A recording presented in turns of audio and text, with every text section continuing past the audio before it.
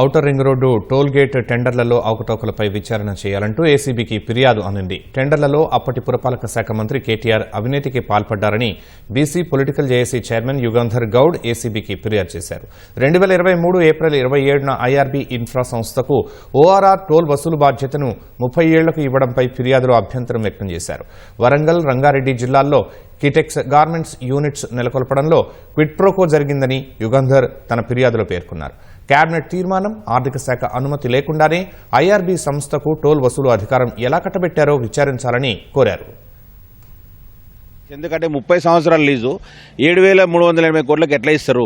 మళ్ళీ ఓన్లీ రోడ్డే, తర్వాత service road, greenery కూడా మొత్తం హెచ్ఎఫ్డిఏ నిర్వహిస్తుంది. అంటే ఖర్చు అయ్యేది మాత్రం ఈరోజు గవర్నమెంట్ భరిస్తూ ఉంది. ఈరోజు వాళ్ళకు ఎందుకు కట్టబెట్టినంటే దాంట్లో కేటీఆర్ కు, కేసీఆర్ కు అనేక వ్యక్తిగతంగా, అంటే పార్టీకి 25 కోట్లతో పాటు వ్యక్తిగతంగా దాదాపు ఒక 700 కోట్ల నుంచి 1000 కోట్లు చేతులు మారినట్లు కూడా ఈరోజు ఆరోపణలు వినిపిస్తూ ఉన్నాయి. కాబట్టి ఈ అక్రమాల మీద తేల్చాల్సిందే, ప్రజాధనం వృధా చేసిన ఎవరిని కూడా వదిలిపెట్టకుండా చర్యలు తీసుకోవాలని చెప్పి మీరు ఏసీబీ వారికి విజ్ఞప్తి చేస్తా ఉన్నాం.